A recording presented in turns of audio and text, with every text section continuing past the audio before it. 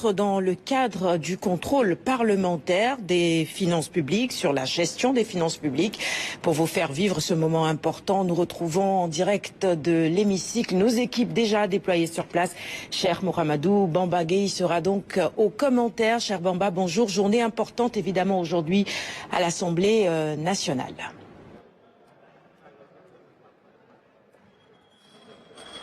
Voilà, Madame, Monsieur, bonjour. Bienvenue ici à l'Assemblée nationale avec cet ordre du jour, vous savez, extrêmement important, l'Assemblée nationale qui est en session plénière ce matin. Donc, avec la convocation intitulée à l'ordre du jour de ce jeudi 8 mai 2025. Ordre du jour, examen des conclusions des projets de résolution de mise en accusation devant la Haute Cour de justice des anciens ministres Moustapha Diop, Amadou Mansour Faye, Aïssatou Sophie Gladima, Ismaël Madior Fall et Salimata Diop. Voilà donc l'ordre du jour qui est présenté ce matin aux différents députés de l'Assemblée nationale qui vont l'examiner et après qui vont passer donc au vote ici après donc cette séance plénière. Donc on le rappelle, donc vous savez qu'à la suite de la conférence de presse, notamment du parquet, il y a juste quelques jours. Donc c'est le procureur général près la cour d'appel l'avait annoncé et que maintenant c'était au tour de l'Assemblée nationale, voilà, donc de procéder et pour ainsi dire donc actionner la haute cour de justice. Donc les députés, comme vous le voyez donc dans la salle, pratiquement la plupart des députés sont là ce matin et notamment la séance va démarrer à 10h pile avec le président de l'Assemblée nationale, M. Malick Ndiaye, qui est déjà là.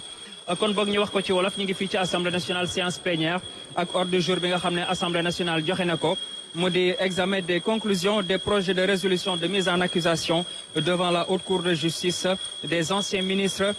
ku ci mel ni Moustapha Diop,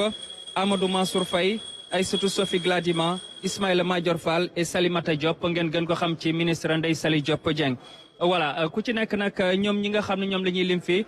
occupé woon nañ ay ministères par exemple ku ci mel ni Moustapha Diop moom moo yoroon li nga xam ne moom di ministère de l'industrie et du développement industriel et des PME et des PMI. Amadou Mansour Faye nekkoon na fi ministre des infrastructures du désenclavement ak ensuite ministère du développement communautaire et de l'équité territoriale et sociale kii di Aïssatou Sophie Gladima nekkoon na fi ministre des mines et de la géologie avant muy dem fa la nga xam ne moom di ministre du pétrole et des énergies foofu la nekkee sax ba ay fonction jeex. Ismaël Madior Fall nekk na ñaari yoon garde des Sceaux ministre de la justice dafa dem nekk ministre des affaires étrangères ñëwaat nekk garde des Sceaux ministre de la justice. Salimata Diop mu di Ndeye Saly Diop Dieng nekkoon na fi ministre de la femme, de la famille et donc de l'enfant. mu di donc seen fonction ni ma leen ko waxee donc tey ci suba. Donc voilà, c'est à la suite donc des deux rapports notamment du premier rapport qui concerne donc le rapport de la Cour des comptes notamment qui a été effectué par l'inspection générale des finances et ensuite le rapport notamment de la Cour des comptes sur le Covid également. Donc vous l'avez vu à la suite donc de la réquisition notamment du parquet général. Et vous l'avez vu donc suite à la conférence de presse donc du parquet, notamment le procureur de la République et ensuite le procureur de la République financier, donc qui avait fait face à la presse il y a juste quelques jours. Donc c'est à la suite de cela, comme l'avait annoncé Mbacké Fall, le procureur général près la cour d'appel de Dakar. Donc l'Assemblée nationale qui est là ce matin en session plénière donc pour notamment examiner les conclusions des projets de résolution. Et notamment il y aura différents rapports qui seront lus ce matin. Vous savez, il y a le rapporteur va lire 5 rapports, c'est-à-dire que les rapports, ce sont les rapports qui présentent donc l'exposé des motifs de tous les ministères, des 5 ministères qui font l'objet ici ce matin d'une donc résolution de ces conclusions et de mise en accusation. Donc ce sont ces 5 rapports qui seront lus ce matin par chaque rapporteur, donc qui vont lire les rapports qui concernent les différents ministères qui sont impliqués, notamment dans ces rapports qui ont été publiés par la Cour des comptes et notamment le rapport sur les fonds force Covid-19. Kon ma bamtu ko am na tamit juróomi rapport yoo xam ne dinañ ko lire fee xam ngeen ne ministre buñ ci tudd ak ministère bi nga xam ne moom nga yore woon dinañ lire rapport bi nga xam ne tamit commission des lois de la décentralisation et des droits humains def na ko lire li nga xam ne moom di rapport bu jëm ci par exemple ministère bu nekk wala ministre bu nekk ministre bi mu jaar waral li nga xam ne moom moo tax rek tey ñu indi lépp loo xam ne mooy dossier ministère boobule fii ci Assemblée nationale war a nag procéder cette mise en accusation. Vous rappelez également que la Haute Cour de justice est composée du premier président de la Cour suprême. Ensuite, il y a 8 juges titulaires et 8 juges suppléants. Et notamment, il y a également un président donc suppléant qui est le président de la chambre donc peine de la Cour suprême, donc qui est le suppléant donc du premier président de la Cour suprême, qui est le président donc de cette haute cour de justice. Ensuite composé de 8 juges titulaires. Les 8 juges, ce sont les 8 députés qui étaient élus ici à l'Assemblée nationale. Également, il y a d'autres 8 juges suppléants également qui sont des députés de l'Assemblée nationale. Voilà kon bokk mi ngi noonu xam naa li ci des bareetul président Malick Ndiaye daal di ubbi séance bi ñu xoolaat salle bi tuuti daanaka dafa mel ni rek dernier réglage yi li ci des bareetul fii ci hémicycle bi xam ngeen ne nag waaw mu ngoog député yi installé wu nañ toog nañ ba pare ñi war a xaar nag ñi nga xam ne moom moo di les secrétaires élu ensuite ak tamit li nga xam ne moom moo di le président de l'Assemblée nationale assisté notamment du secrétaire général de l'Assemblée nationale qui l'aide dans ses fonctions, dans ses tâches. Donc l'Assemblée nationale qui est également appelée une autre fois en séance plénière. Vous savez, la dernière session de l'Assemblée nationale ici remonte il y a juste quelques jours avec cette séance de questions d'actualité avec la présence du Premier ministre Ousmane Sonko qui était là, qui avait répondu à beaucoup de questions, à toutes les questions donc des députés, notamment de la majorité et de l'opposition. C'était véritablement une séance de questions d'actualité extrêmement importante. À la suite de cela, donc l'ordre du jour y avait été donné pour venir ce jeudi 8 mai examiner donc ces conclusions des projets de résolution de mise en accusation donc de ces anciens ministres que je viens de citer dans le préambule devant la haute cour de justice. Di fàttali ni kon ndaje bu mujj rek fi nga xam ne moom di Assemblée nationale moo di rek question d'actualité bi nga xam ne Premier ministre Ousmane Sonko ñëwoon na fi waxtaan ak député lépp lu jëm ci wàllu tolluwaayu réew mi xam nga ne question d'actualité nekk na moment bu am solo xam ne lépp lu jëm ci wàllu actualité nga xam ne askan wi moom lay jànkonteel ci wàllu koom gi ci wàllu sécurité ci wàllu énergie ci wàllu environnement nag ak lépp lu jëm ci loo xam ne ci wàllu éducation ci njàngale mi la waxtaane nañ ko ak ki nga xam ne moom di premier ministre Ousmane Sonko mu nekkoon dernier rendez-vous bi question de séance de question d'actualité nekk na séance bu am solo boo xam ne dafay rek jëmmal démocratie li nga xam ne moom di jëm ci wàllu démocratie. Déroulement séance bi tamit président de l'Assemblée nationale moom tamit bu ñëwee dina ubbi séance bi bu ubbee séance bi tamit dina jox ñi nga xam ne ñoom ñoo di rapporteurs yi rapporteur bu commission des droits humains de la décentralisation et des lois mu nag lire rapport bu ci nekk boo xam ne kon ministère bi mu concerné nga xam ne moom la ñuy saytu ay dossiers fii ci Assemblée nationale bu ko defee nag haute cour de justice mën a def liggéeyam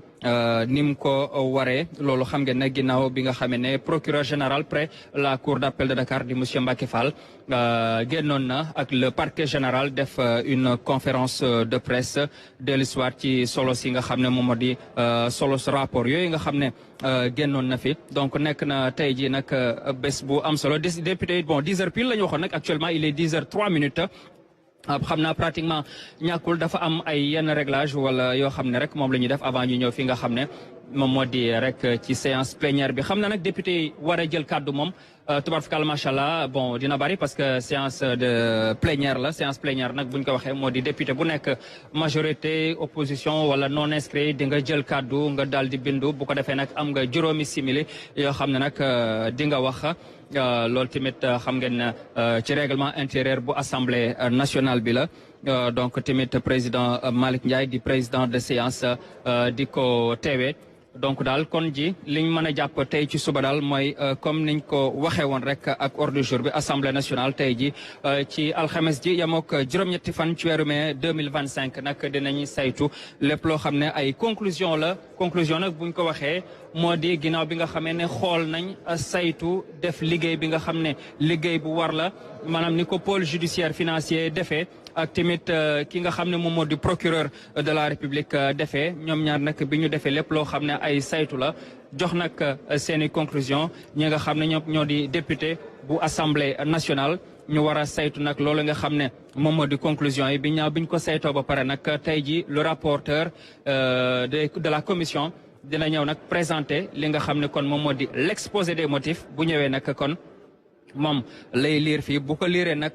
ku député bu ci nekk wala sénégalais bu ci nekk nag di nga xam dossier ministère bu ci nekk nag lan moo ci nekk ndax rapport bi nekk na rapport boo xam ne rapport bu am solo la moo tax par exemple ministre bu ci nekk ñu xam lan lañ koy toppee ak tamit ban ministère la occupé woon ci fonction yi mu yoroon yooyu tamit nekk na ay rapport yoo xam ne dafay gindi askan wi xam nga nag liggéey boo xam ne liggéey bu sérieux la nga xam ne commission des lois mi ngi koy def fii ci assemblée nationale de la décentralisation et des droits humains mi ngi koy def ci assemblée nationale nekk na rapport boo xam ne dinañ ko saytuwaat ko xool ko seetantal ko ba lépp loo xam ne du am benn gàkk-gàkk ñu daal di koy segg nag indi ko fii ci assemblée nationale ñu waxtaanee ko jébbal ko député yi voilà bu ko defee nag ñu waxtaanee ko rek après nag li nga xam ne moom moo di haute cour de justice nag mën a def liggéeyam ndaxte haute cour de justice du lenn lu dul li nga xam ne moo di ab loi organique bu nekk ci assemblée nationale ñu voté ko bu nekk ci constitution bi kon ñu voté ko fii ci assemblée nationale moo taxawal haute cour de justice gis ngeen ne ci njeexitalu atu 2024 bi maanaam fin décembre bi donc bi jàpp njëlbeenu janvier 2025 bi ci la ñu installé li nga xam ne moom moo di haute cour de justice donc dafa bokk ci fonctionnement institutionnel de la République. Donc voilà, mesdames et messieurs, donc la séance était prévue pour 10 heures pile. Donc actuellement, il est 10 heures passées de 6 minutes. Les députés sont là. On attend que le président de l'Assemblée nationale, Malick Ndiaye, qui va venir ouvrir la séance. Ensuite, donner la parole au rapporteur, le député rapporteur de la commission des lois, donc qui va venir, qui va lire donc les différents rapports qui concernent les 5 ministères qui sont concernés dans ces dossiers. À la suite donc des rapports qui ont été présentés par la Cour des comptes et à la suite donc de ce rapport donc le parquet général a été saisi. Voilà donc le président de l'Assemblée nationale, Monsieur Malick Ndiaye, est là. Mesdames et messieurs, la séance démarre.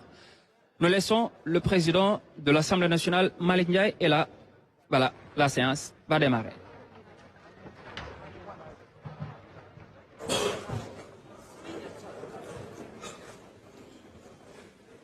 Voilà. kon bokk président de l'Assemblée nationale Malick Ndiaye ñëw na mu ngi noonu nag toog ci wetu secrétaire général bu Assemblée nationale ak les secrétaires élus installé nañ ba pare moom nag voilà président Malick Ndiaye mu ngoog léegi mu ubbi séance bi xam naa lu des tuuti rek ñu bàyyi ko mu jël kàddu gi mu rek rappeler séance bi naka lay demee fii ci Assemblée nationale waaw donc nekk na moment boo xam ne moment bu solennel la. salaamaaleykum wa rahmatullah. ñu bàyyi président de l'Assemblée nationale. Mesdames et messieurs, la séance est ouverte. L'ordre du jour appelle l'examen des projets de résolution de mise en accusation devant la Haute Cour de justice des anciens ministres Moustapha Diop, Amadou Mansour Faye, Aïssatou Sophie Gladima, Ismaël Madior Fall et Salimata Diop. Nous allons commencer par le cas de notre collègue Moustapha Diop, ancien ministre du Développement industriel et des petites et moyennes industries. Je rappelle les dispositions de l'article 18 de la loi organique relative à la Haute Cour de justice. Les membres de l'Assemblée nationale faisant partie de la Haute Cour ne prennent part ni au débat, ni au vote sur la mise en accusation. La parole est à notre collègue Ansoumana Sarr, rapporteur de la Commission des lois, de la décentralisation, du travail et des droits humains pour lecture du rapport et du projet de résolution. Je voudrais proposer qu'il enchaîne la lecture des différents rapports afin qu'on puisse faire un seul débat. Merci beaucoup. Merci, Monsieur le Président. Monsieur le Président, Messieurs les ministres, chers collègues, la Commission des lois, de la décentralisation, du travail et des droits humains s'est réunie le vendredi 2 mai 2025 sous la présidence de M. Abdoulaye Tall, président de la dite commission. à l'effet d'examiner le projet de résolution portant mise en accusation devant la Haute Cour de justice de M. Moustapha Diop, ancien ministre du Développement industriel et des petites et moyennes industries. Ouvrant la séance, M. le Président a informé que le Président de l'Assemblée nationale a été saisi par M. Ousmane Diagne, ministre de la Justice, garde des Sceaux, par lettre en date du 14 avril 2025, ayant pour objet la poursuite pénale à l'encontre de M. Moustapha Diop, ancien ministre de la République. À la lecture de cette lettre,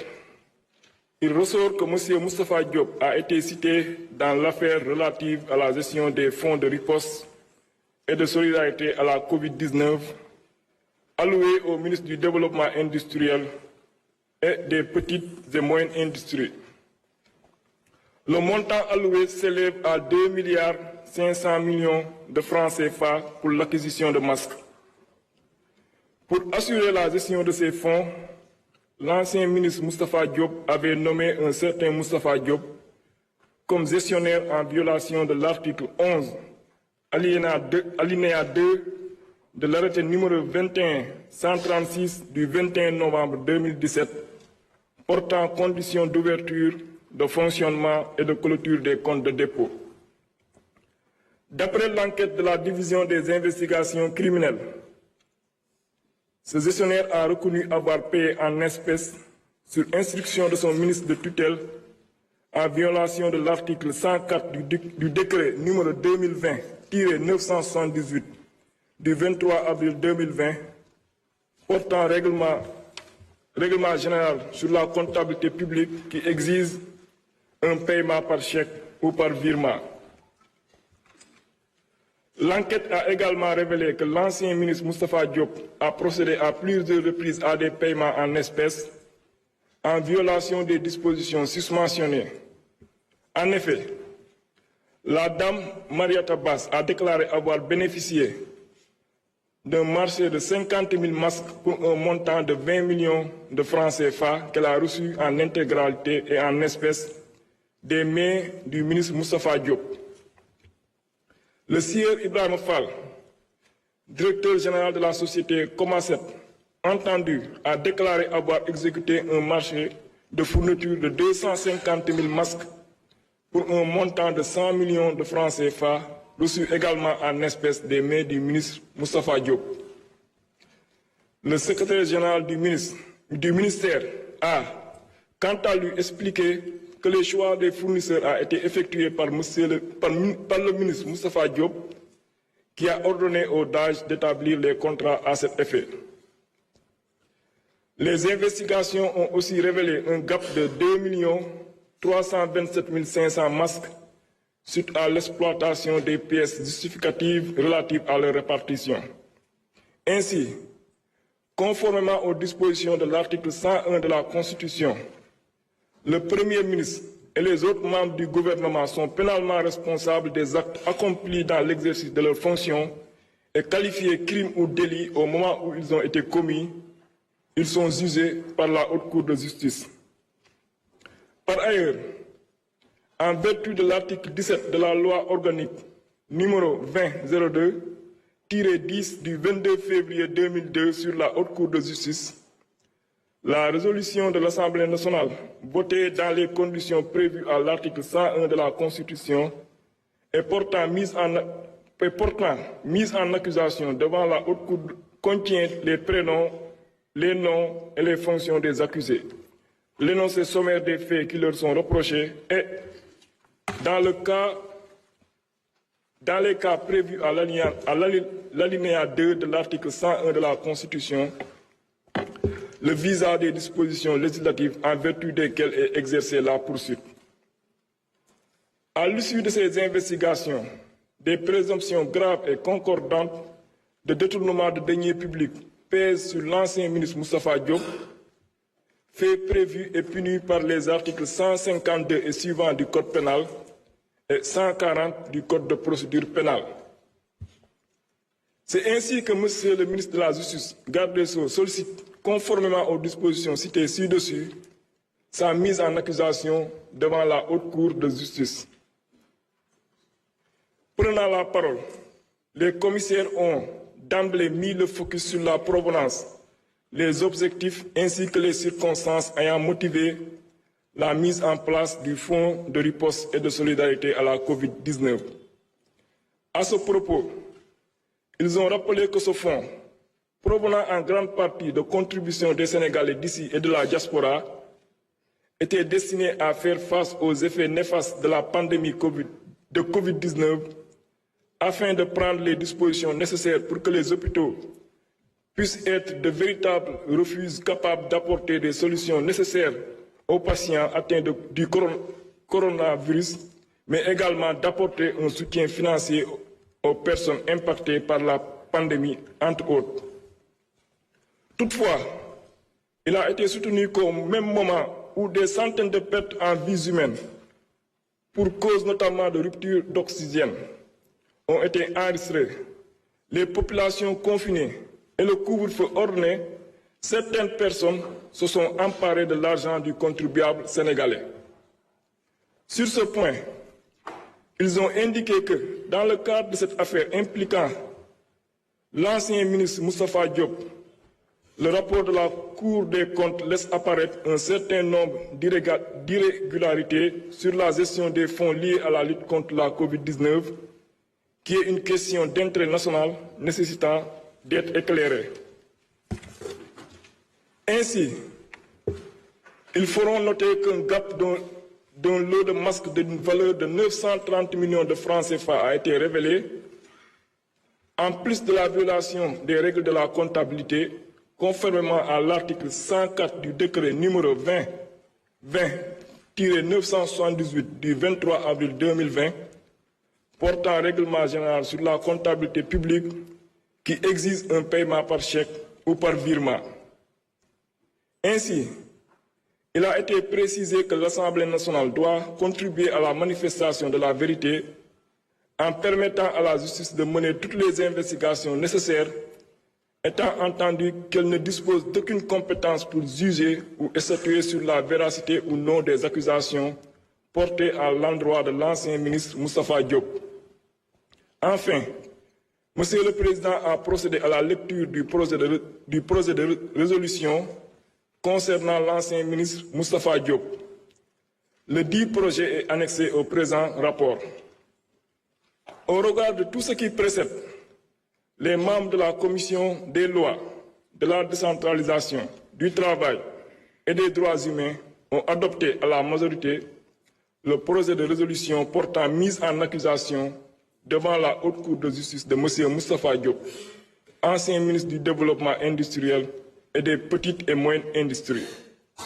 Il vous demande d'en faire autant s'il ne soulève de votre part aucune objection majeure.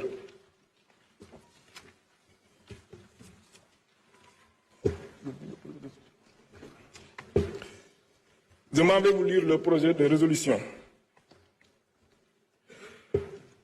Projet de résolution portant mise en accusation devant la Haute Cour de justice de M. Moustapha Diop, ancien ministre du Développement industriel et des petites et moyennes industries. La Commission des lois, de la décentralisation, du travail et des droits humains, après avoir délibéré en séance du 2 mai 2025, a adopté à la majorité le projet de résolution dont la teneur suit. Considérant qu'il résulte du rapport définitif de la Cour des comptes sur le contrôle de la gestion du Fonds de riposte et de solidarité contre les effets de la Covid-19, force Covid, et subséquemment de l'enquête effectuée par la division des investigations criminelles que le ministre du Développement industriel et des petites et moyennes industries avait bénéficié d'un montant de 2,5 milliards de francs CFA pour l'acquisition de masques. Ce montant avait été viré dans le compte de dépôt numéro 422-048 intitulé Fonds d'appui à la promotion des petites et moyennes entreprises ouvert à la trésorerie générale puis transféré dans un compte ouvert à Bank of Africa, BOA, par le dit ministère. Considérant qu'il est ressorti de l'enquête et du rapport de la Cour des comptes qu'en violation de l'article 11, alinéa 2 de l'arrêté numéro 21-136 du 21 novembre 2017 portant conditions d'ouverture, de fonctionnement et de clôture des comptes de dépôt, le ministre Moustapha Diop a nommé un gestionnaire du dit compte portant le même nom, seul ordonnateur des paiements et des décaissements.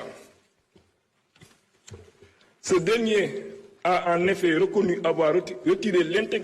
l'intégralité du montant par différents chèques libellés à l'ordre de Mouhamadou Bamba Amar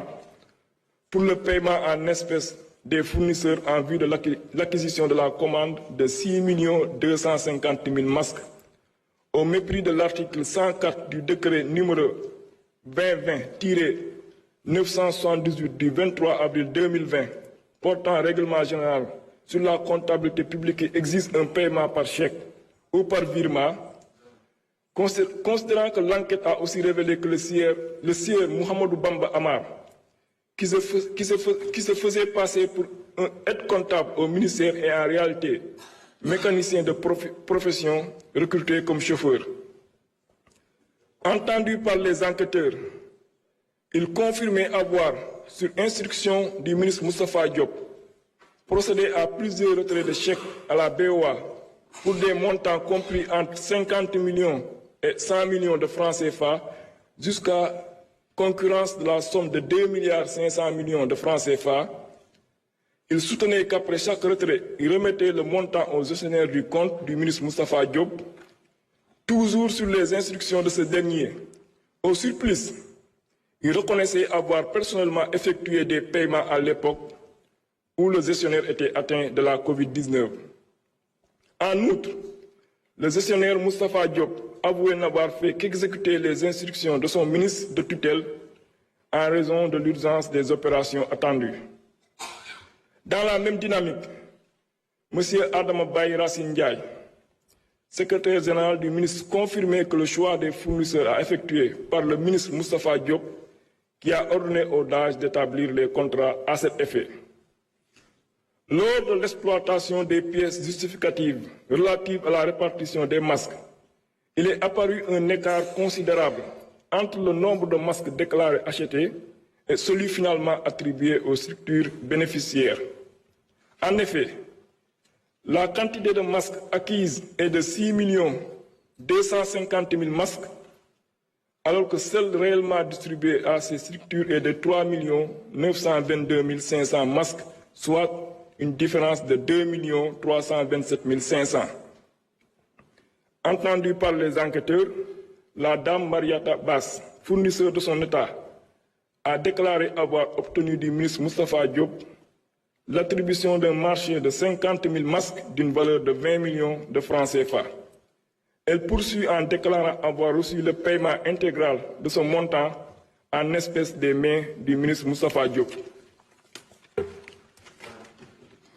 Entendu en son tour, M. Ibrahima Makodou Fall, directeur général de la société Comaset, a reconnu avoir exécuté une commande de fourniture de 250 000 masques pour un montant de 100 millions de francs CFA reçus intégralement en espèces des mains du ministre Moustapha Diop. En outre, les enquêteurs ont découvert que les comptes courants et d'épargne du gestionnaire Moustapha Diop, ouverts dans les livres de la banque UBA, ont bien reconnu des mouvements durant la période de la Covid-19 par des dépôts importants effectués essentiellement par les nommés Mouhamadou Sek et Fatima Dien. Considérant que selon l'article 101 de la Constitution, le Premier ministre et les autres membres du gouvernement sont pénalement responsables des actes accomplis dans l'exercice de leurs fonctions et qualifiés de crimes ou délits au moment où ils ont été commis, ils sont jugés par la Haute Cour de justice. Considérant que les faits ci-dessus révélés laissent apparaître des indices et des présomptions graves et concordants d'association de malfaiteurs, de concussion, de corruption, de prise illégale d'intérêt, de faux et usage de faux en écriture privée de commerce ou de banque, de détournement de deniers publics, d'escroquerie portant sur des deniers publics, le blanchiment de capitaux et complicité de ses chefs, contre M. Moustapha Diop, ancien ministre du Développement industriel et des petites et moyennes industries, considérant que lors de la commission de ces faits révélés par l'enquête de police, Moustapha Diop exerçait des fonctions ministérielles, considérant que ces faits prévus et punis par les articles 238, 239, 159, 160, 161, 162, 156, 157, 135, 136, 152, 153, 45, 46 du Code pénal, 140 du Code de procédure pénale et la loi 2024-08 du 14 février 2024 relatif à la lutte contre le blanchiment de capitaux, le financement du terrorisme et la prolifération des armes de destruction massive, abrogeant et remplaçant la loi numéro 2018-03 du 23 février 2018 relative à la lutte contre le blanchiment de capitaux et le financement du terrorisme,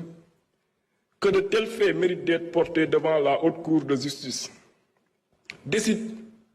de la mise en accusation devant la Haute Cour de justice de M. Moustapha Diop, ancien ministre du Développement industriel et des petites et moyennes industries, conformément à l'article 101 de la Constitution, 17 et suivant de la loi numéro 2002 du 22 février 2002 portant loi organique sur la Haute Cour de justice modifiée.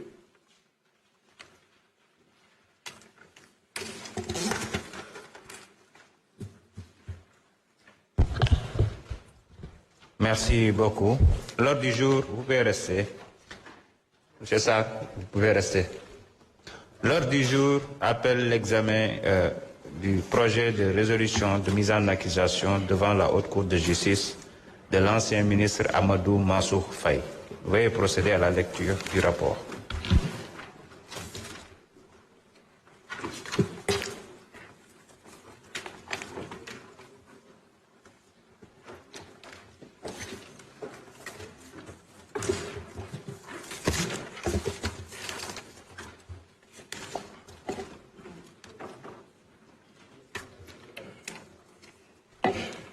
Monsieur le Président, Messieurs les ministres, chers collègues, la Commission des lois, de la décentralisation, du travail et des droits humains s'est réunie le vendredi 2 mai 2025 sous la présidence de M. Abdoulaye Tall, président de la dite commission, à l'effet d'examiner le projet de résolution portant mise en accusation devant la Haute Cour de justice de M. Amadou Mansour Faye, ancien ministre du Développement communautaire et de l'équité sociale et territoriale. Ouvrant la séance, Monsieur le Président a précisé que les membres de l'Assemblée nationale faisant partie de la Haute Cour de justice ne prennent part ni au débat ni au vote sur la mise en accusation, conformément aux dispositions de l'article 18 de la loi organique numéro 2002-10 du 22 février 2002 sur la Haute Cour de justice. Il a par la suite informé que le ministre de la Justice, garde des Sceaux, a saisi le président de l'Assemblée nationale par lettre en date du 14 avril 2025 qui a pour objet la poursuite pénale à l'encontre de M. Amadou Mansour Faye, ancien ministre de la République. Dans cette correspondance, il a été indiqué qu'à la suite du rapport relatif à la gestion des fonds de riposte et de solidarité à la COVID-19 établi par la Cour des comptes, des enquêtes ont été diligentées par la division des investigations criminelles, DIC. En ce qui concerne le ministre du Développement communautaire et de l'équité sociale et territoriale, l'exploitation du rapport de la Cour des comptes a fait apparaître un surplus global facturé pour les achats de riz d'un montant de 2,749 927 498 francs. Entendu par les enquêteurs, le directeur de l'administration générale et de l'équipement d'âge du ministère a précisé que l'enveloppe allouée à leur département au titre de l'opération de l'aide alimentaire était fixée à 69 milliards de francs CFA. Il a ajouté qu'une partie de cette enveloppe, soit 59 milliards de francs CFA, était logée à la direction générale du budget du ministère en charge des Finances. Ce montant de 59 milliards de francs CFA était géré par le coordonnateur du dit ministère. Le DAGE a également soutenu n'avoir eu accès qu'au reliquat de 10 milliards logés dans le compte de dépôt intitulé MDCEST Force Covid-19, ouvert dans les livres du payeur général au nom du ministère du Développement communautaire et de l'équité sociale et territoriale. Il a poursuivi en faisant observer que c'est le gestionnaire qui effectuait les paiements sur la base des pièces justificatives transmises par son ministre de tutelle, Amadou Mansour Faye, à son collègue des Finances et du Budget. Au regard de ces faits, seule une information judiciaire peut permettre l'audition du ministre qui reste justiciable de la Haute Cour de justice. En effet, selon l'article 101 de la Constitution, le Premier ministre et les autres membres du gouvernement sont pénalement responsables des actes accomplis dans l'exercice de leurs fonctions et qualifiés crimes ou délits au moment où ils ont été commis. Ils sont jugés par la Haute Cour de justice. Par ailleurs, en vertu de l'article 17 de la loi organique numéro 2002-10 du 22 février 2002 sur la Haute Cour de justice, la résolution de l'Assemblée nationale votée dans les conditions prévues à l'article 101 de la Constitution et portant mise en accusation devant la Haute Cour contient les prénoms, les noms et fonctions des accusés, l'énoncé sommaire des faits qui leur sont reprochés et, dans les cas prévus à l'alinéa 2 de l'article 101 de la Constitution, le visa des dispositions législatives en vertu desquelles est exercée la poursuite. Il résulte des enquêtes judiciaires menées sur la base du rapport de la Cour des comptes sur la gestion des fonds de la Covid-19, des présomptions graves et concordantes de complicité de détournement de deniers publics d'un montant de 2 milliards 749 927 498 francs contre le ministre de tutelle Amadou Mansour Faye, fait prévu et puni par les articles 45-3, 46, 152 du Code pénal et 140 du Code de procédure pénale. Sous le bénéfice de ces considérations, Monsieur le ministre de la Justice,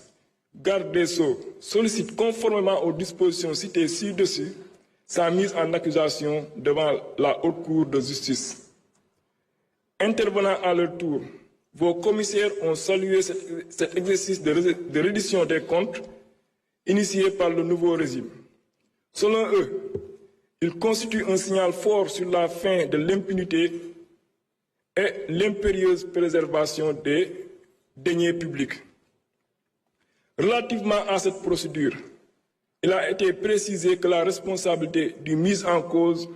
ne peut pas être a priori écartée,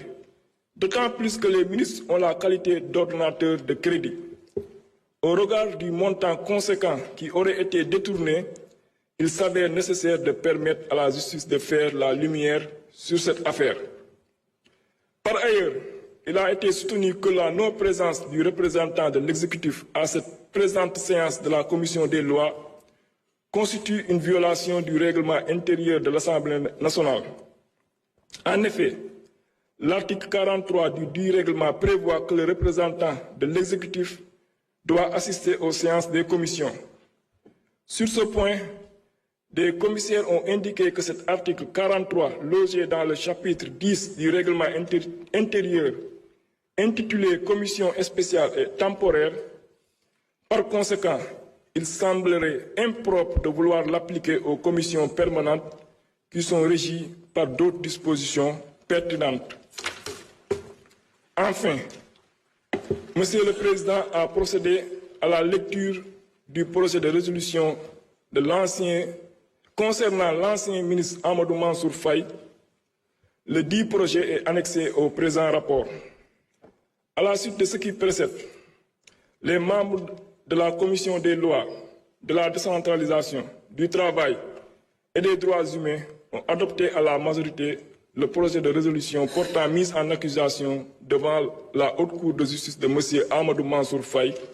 ancien ministre du Développement communautaire et de l'équité sociale et territoriale. Il vous demande d'en faire autant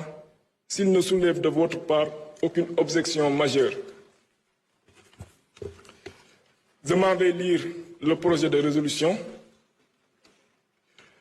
Projet de résolution portant mise en accusation devant la Haute Cour de justice de M. Amadou Mansour Faye, ancien ministre du Développement communautaire et de l'équité sociale et territoriale. La Commission des lois, de la décentralisation, du travail et des droits humains, après avoir délibéré en sa séance du 2 mai 2025, a adopté à la majorité le projet de résolution dont la teneur suit. Considérant que par lettre référenciée numéro 00000289-MJ/CAP/DC, en date du 14 avril 2025, le garde des Sceaux, ministre de la Justice, a saisi le président de l'Assemblée nationale d'une requête aux fins de mise en accusation de M. Amadou Mansour Faye, ancien ministre du Développement communautaire et de l'équité sociale et territoriale, devant la Haute Cour de justice. Considérant que le 7 février 2023, le procureur de la République près du tribunal de grande instance hors classe de Dakar a transmis une enquête à la division des investigations criminelles. Le rapport de la Cour des comptes ayant révélé des faits de surfacturation sur le prix du riz à l'encontre du nommé Aliou Sow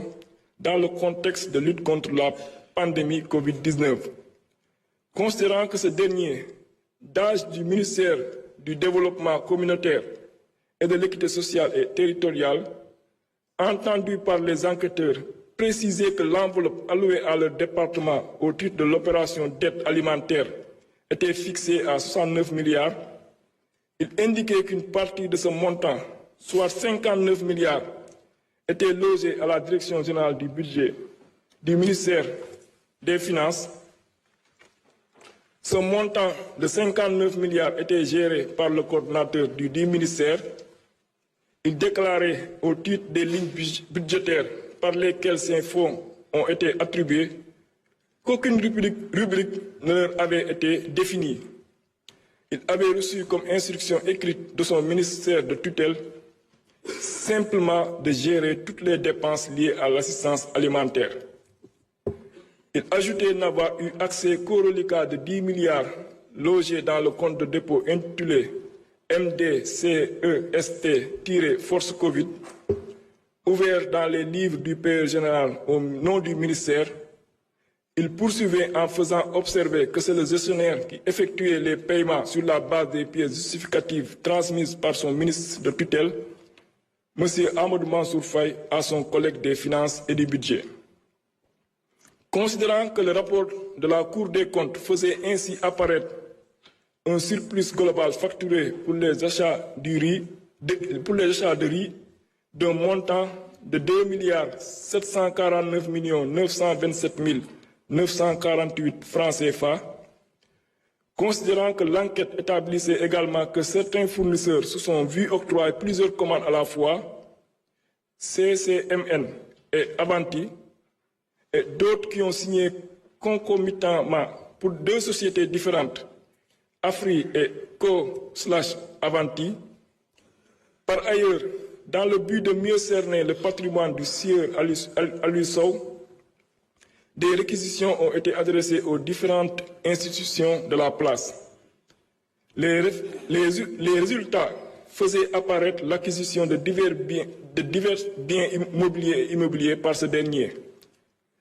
Considérant qu'à l'époque de ces faits, M. Amadou Mansour Faye, cité dans la procédure, était ministre de tutelle,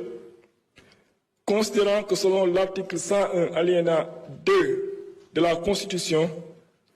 le Premier ministre et les autres membres du gouvernement sont pénalement responsables des actes accomplis dans l'exercice de leurs fonctions et qualifiés crimes ou délits au moment où ils ont été commis, ils sont jugés par la Haute Cour de justice. qu'en vertu des dispositions de l'article 17 de la loi organique numéro 2002-10 du 22 février 2002 sur la Haute Cour de justice, les poursuites sont exercées suite à une résolution de l'Assemblée nationale votée dans les conditions prévues à l'article 101 de la Constitution et portant mise en accusation devant la Haute Cour de justice.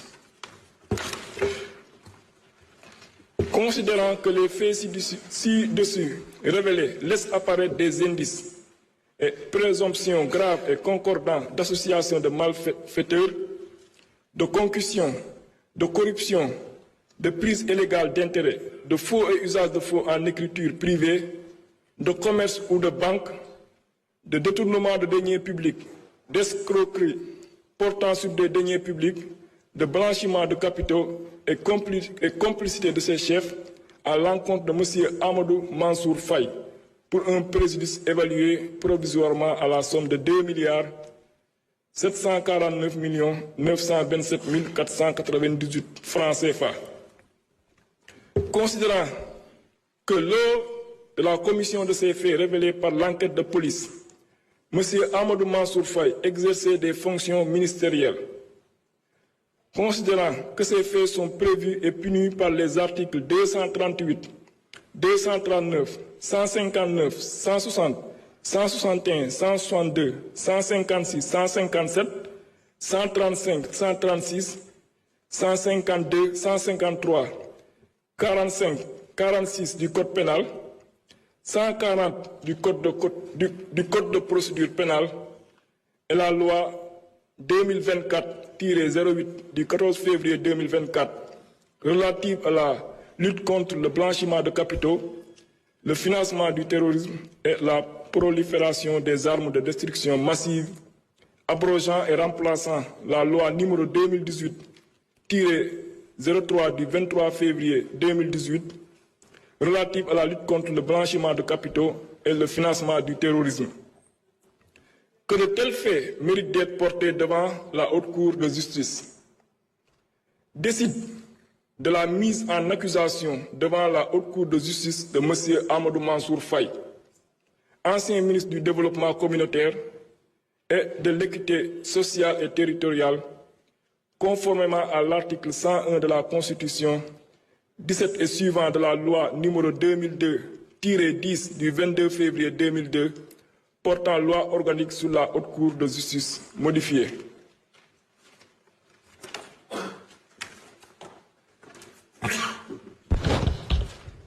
Je vous remercie, Monsieur le rapporteur. L'ordre du jour appelle l'examen du projet de résolution de mise en accusation devant la Haute Cour de justice de l'ancienne ministre Aïssatou Sophie Gladima. Veuillez procéder à la lecture du rapport.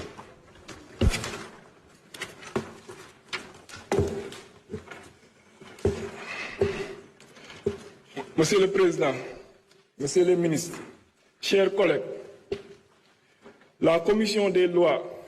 de la décentralisation, du travail et des droits humains s'est réunie le vendredi 2 mai 2025 sous la présidence de Abdoulaye Tall, président de la dite commission, à l'effet d'examiner le projet de résolution portant mise en accusation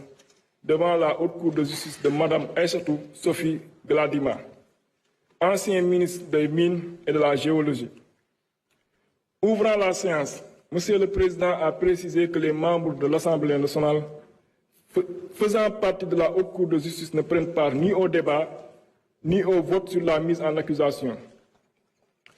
Conformément aux dispositions de l'article 18 de la loi organique numéro 2002-10 du 22 février 2002 sur la Haute Cour de justice. Il a par ailleurs informé que le ministre de la Justice, garde des Sceaux, a saisi le président de l'Assemblée nationale par lettre en date du 14 avril 2025 qui a pour objet la poursuite pénale à l'encontre de Mme Aïssatou Sophie Gladima, ancien ministre de la République. D'après cette correspondance, le procureur de la République près du tribunal de grande instance hors classe de Dakar avait, pour donner suite au rapport relatif à la gestion du fonds de riposte et de solidarité à la COVID-19 établie par la Cour des comptes, ordonné à la division des investigations criminelles d'ouvrir des enquêtes. Relativement à ces enquêtes, le directeur de l'administration générale et de l'équipement du ministère des Mines et de la Géologie au moment des faits a indiqué que c'est Madame le ministre Aïssatou Sophie Gladima qui avait choisi pour l'utilisation de la somme globale de 1 milliard de francs CFA du fonds Force Covid mis à la disposition du département d'ériger un centre gravimétrique à Kédougou pour les orpailleurs impactés par la pandémie. Il a expliqué que le marché avait été attribué à la société commerciale du groupe ISA, dit SCGI, qui avait déjà acheté le matériel pour un montant de 119 879 070 francs CFA et n'attendait que la disponibilité du site pour la construction de l'ouvrage d'un coût de 73 200 000 francs CFA. Il a aussi révélé que le gouverneur de la région de Kédougou avait été sollicité en vain pour la mise à disposition d'un terrain de 1000 mètres carrés. Le DAGE a également souligné que Madame le ministre Aïssatou Sophie Gladima lui avait donné son aval pour payer la somme de 73 200 000 francs CFA aux fournisseurs contre une déclaration sur l'honneur et une facture en bonne et due forme. Il a reconnu avoir agi en marge de la réglementation qui exige le paiement après service effectué. Introsé à son tour, le nommé Ibrahima Issa a indiqué avoir déjà exécuté le premier volet du marché portant sur l'acquisition de matériel d'un coût global de 119 870 000 francs CFA. S'agissant du second volet, il a expliqué qu'il attendait la mise à disposition d'un site pouvant abriter l'unité de traitement gravimétrique après avoir reçu une avance de démarrage. Le nommé Ibrahima Issa a également soutenu que c'est le DAGE qui avait décidé, certainement avec l'accord de sa hiérarchie, de lui verser le reliquat avant même l'exécution des travaux. Il a aussi déclaré avoir encaissé de bonne foi la somme de 73 200 000 francs CFA, sans service fait, tout en déclarant être disposé à procéder à son remboursement. Il a ainsi produit un procès-verbal de constat d'issue en date du 15 avril 2023 avec les planches photographiques attestant de la présence du matériel destiné à la construction du dit centre entreposé dans son domicile et au siège de sa société, sise au rond-point Escoa à Dakar. Réentendu le 19 mai 2023, le nommé Ibrahima Issa a déclaré que le directeur de l'exploitation minière artisanale et à petite échelle du ministère des Mines et de la Géologie l'avait invité par correspondance à acheminer l'ensemble du matériel de l'unité de traitement gravimétrique à Kédougou. Il a souligné qu'à ce titre, tout le matériel est maintenant sur place, comme en atteste le bordereau de livraison numéro 8 du 8 mai 2023, et que, par conséquent, il est à l'écoute du ministère pour le montage de l'unité. Par réquisition, la société Orabank a produit les copies des 3 chèques de paiement du Trésor public émis par le ministère au profit du groupe ISA d'un montant global de 119 870 000 francs CFA pour la construction d'un centre gravimétrique à Kédougou au profit des orpailleurs impactés par la pandémie. Il résulte de l'enquête que le montant de 80 millions de francs CFA ayant servi au paiement du matériel qui est supposé avoir été acheté a fait l'objet d'une transaction tout à fait informelle. L'argent a été remis à un opérateur de transfert s'activant aux allées Papagaï Fall avant qu'un de ses correspondants ne remette aux fournisseurs chinois une somme équivalente en Chine en lieu et place d'un ordre de virement international. Ainsi, les déclarations du nommé Ibrahima Issa, selon lesquelles il attendait en vain que le ministère des Mines et de la Géologie mette à sa disposition un site pouvant abriter le centre, ne résistent pas à une analyse objective du dossier.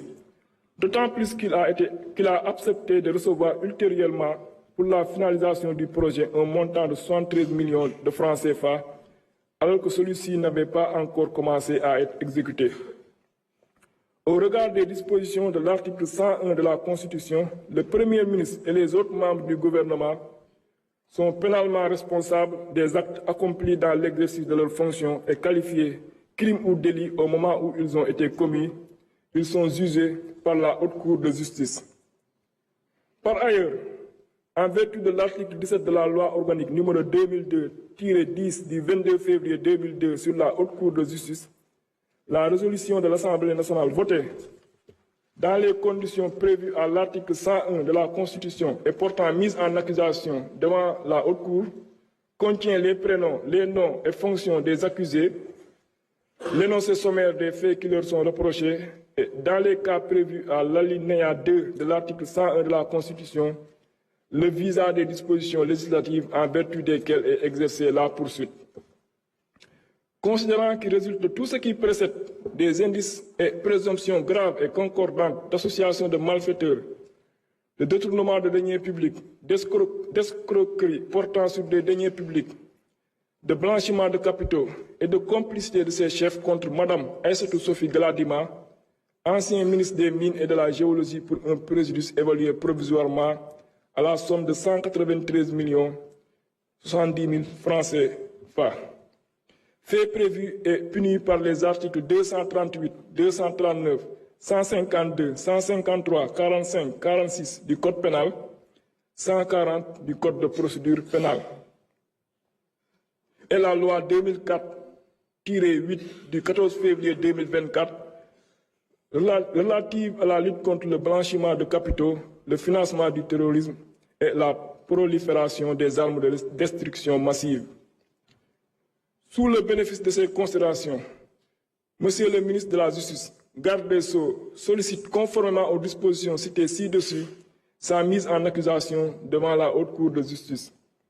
Enfin, Monsieur le Président a procédé à la lecture du projet de résolution concernant l'ancien ministre Aïssatou Sophie Gladima. Le dit projet est annexé au présent rapport. À la suite de ce qui précède, les membres de la Commission des lois, de la décentralisation, du travail et des droits humains ont adopté à la majorité et sans débat le projet de résolution portant mise en accusation devant la Haute Cour de justice de Mme Aïssatou Sophie Gladima, ancien ministre des Mines et de la Géologie. Il vous demande d'en faire autant s'il ne soulève de votre part aucune objection majeure. Je m'en vais lire le projet de résolution. Projet de résolution portant mise en accusation devant la Haute Cour de justice de Mme Aïssatou Sophie Gladima, ancien ministre des Mines et de la Géologie. La Commission des lois,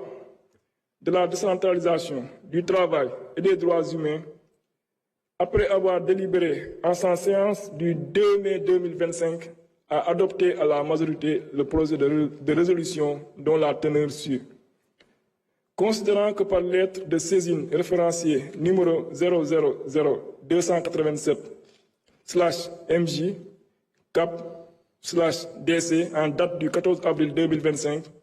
le garde des Sceaux, ministre de la Justice, a saisi le président de l'Assemblée nationale d'une requête aux fins de mise en accusation de Mme Aïssatou Sophie Gladima, ancienne ministre des Mines et de la Géologie. Considérant qu'au regard des éléments de l'enquête et de l'exploitation du rapport de la Cour des comptes, que l'ancien directeur de l'administration générale et de l'équipement, M. Alassane Diallo, a versé sur instruction du ministre Aïssatou Sophie Gladima la somme de 73 200 000 francs CFA pour les travaux de construction de l'unité de traitement gravimétrique de Kédougou, confiée à la société commerciale du groupe ISA, lesquels travaux n'avaient pas démarré au moment du paiement. Par conséquent, il a été procédé au paiement avant l'exécution même des services, en violation des dispositions de l'article 89 du Règlement général de la comptabilité publique, RGCP. Qu'il apparaît que le paiement de 73 200 000 francs CFA aux fournisseurs a été validé par le ministre Aïssatou Sophie Gladima, moyennant une déclaration sur l'honneur et une simple facture. Considérant que Mme Aïssatou Sophie Gladima, ancien ministre des Mines et de la Géologie, avait opté pour l'exécution de la somme globale de 1 milliard du fonds Force Covid mis à la disposition du ministère, diriger un centre gravimétrique à Kédougou pour les orpailleurs impactés par la pandémie. Il ressort de l'enquête que le marché a été attribué à la société commerciale du groupe ISA, SCGI, qui avait acquis le matériel pour un montant de 119 870 000 francs CFA, en attendant la disponibilité du site pour la construction de l'ouvrage d'un coût de 73 200 000 francs CFA. Il découle également de l'enquête que l'ancien directeur de l'administration générale et de l'équipement, M. Alassane Diallo, reconnaissait que la procédure de paiement validée par le ministre a été diligentée en violation de la réglementation qui exige le paiement après service fait. Auditionné à son tour, M. Ibrahima Issa soutenait que la SCGI avait exécuté le premier volet du marché portant sur l'acquisition du matériel d'un coût global de 119 870 000 francs CFA. Il déclarait au surplus pour le second volet qu'après avoir reçu une avance de démarrage, qu'il attendait la mise à disposition d'un site devant abriter l'unité de traitement gravimétrique. Il transparaît que M. Alassane Diallo, en sa qualité de DAGE et en accord avec sa hiérarchie administrative, avait décidé de lui verser le reliquat sans même attendre la fin des travaux. Considérant que M. Ibrahima Issa reconnaissait avoir encaissé de bonne foi la somme de 73 200 000 francs CFA, sans service fait tout en déclarant être disposé à procéder à son remboursement, il a produit un procès verbal de constat d'huissier en date du 14 avril 2023 avec les planches photographiques attestant de la présence du matériel destiné à la construction du dit centre entreposé dans son domicile et au siège de la société 6 au rond-point Escowa à Dakar. Réentendu le 19 mai 2023, Ibrahima Issa a déclaré que le directeur de l'exploitation minière artisanale et à petite échelle du ministère des Mines et de la Géologie l'avait invité par correspondance à acheminer l'ensemble du matériel de l'unité de traitement gravimétrique à Kédougou. Il soulignait qu'à ce jour, tout le matériel est maintenant sur place, comme en atteste le bordereau de livraison numéro 8 du 8 mai 2023, et que, par conséquent, il est à l'écoute du ministère pour le montage de l'unité. Considérant qu'à la suite d'une réquisition, la société Orabank a produit les copies de 3 chèques de paiement du Trésor public émis par le ministère au profit du groupe ISA d'un montant global de 119 870 000 francs CFA pour la construction d'un centre gravimétrique à Kédougou pour les orpailleurs impactés par la pandémie. Au surplus, l'enquête révélait que le montant de 80 millions de francs CFA avait servi au paiement du matériel supposé avoir été acheté, a fait l'objet d'une transaction tout à fait informelle dans la mesure où l'argent a été remis à un opérateur de transfert s'activant aux allées Papagaï Fall, avant qu'un de ses correspondants ne remette aux fournisseurs chinois une somme équivalente en Chine. Cette démarche informelle fut préférée à un ordre de virement international plus conforme à l'orthodoxie requise en la matière. Il a été constaté lors des enquêtes que les déclarations de Ibrahima Issa, selon lesquelles il attendait en vain que le ministère mette à sa disposition un site pouvant abriter le centre, ne résistent pas à une analyse objective du dossier, d'autant plus qu'il a accepté de recevoir ultérieurement pour la finalisation du projet un montant de 73 millions, alors que celui-ci n'avait pas encore commencé à être exécuté. Considérant qu'à l'époque de ces faits, Mme Aïssatou Sophie Gladima, citée dans la procédure, était ministre, considérant que selon l'article 101, alinéa 2 de la Constitution, le Premier ministre et les autres membres du gouvernement sont pénalement responsables des actes accomplis dans l'exercice de leurs fonctions et qualifiés crimes ou délits au moment où ils ont été commis, ils sont jugés par la Haute Cour de justice. Qu'en vertu des dispositions de l'article 17 de la loi organique numéro 2002-10 du 22 février 2002 sur la Haute Cour de justice, les poursuites sont exercées suite à une résolution de l'Assemblée nationale votée dans les conditions prévues à l'article 101 de la Constitution et portant mise en accusation devant la Haute Cour de justice. Considérant que les faits ci-dessus révélés laissent apparaître des indices et présomptions graves et concordants d'association de malfaiteurs, de détournement de deniers publics, d'escroquerie portant sur les deniers publics, de blanchiment de capitaux et de complicité de ses chefs contre Mme Aïssatou Sophie Gladima, ancien ministre des Mines et de la Géologie, pour un préjudice évalué provisoirement à la somme de 193 110 000 francs CFA. Considérant que lors de la commission de ces faits révélés par l'enquête de police, Mme Aïssatou Sophie Gladima exerçait ses fonctions ministérielles, considérant que ces faits sont prévus et punis par les articles 238, 239, 152, 153, 45, 46 du Code pénal, 140 du Code de procédure pénale et la loi 2024-8 du 14 février 2024 relative à la lutte contre le blanchiment de capitaux,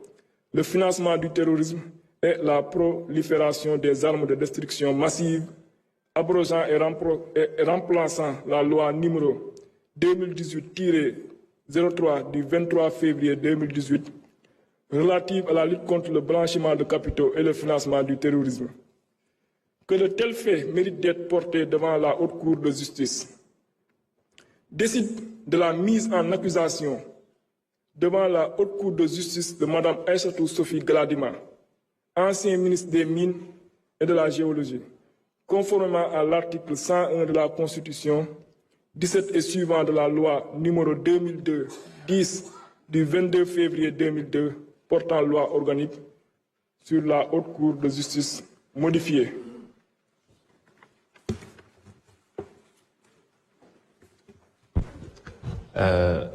Vous souhaitez continuer ou bien on laisse au deuxième rapporteur, M. Diouf? C'est bon? Allez-y.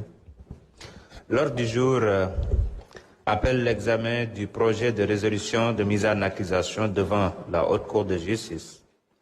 de l'ancien ministre Ismaïla Madior Fall. Man nga ñu lire le rapport du projet de résolution.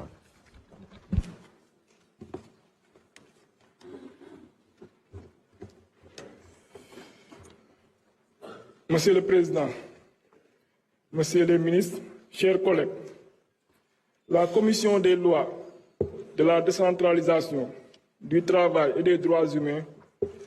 s'est réunie le vendredi 2 mai 2025 sous la présidence de M. Abdoulaye Tall,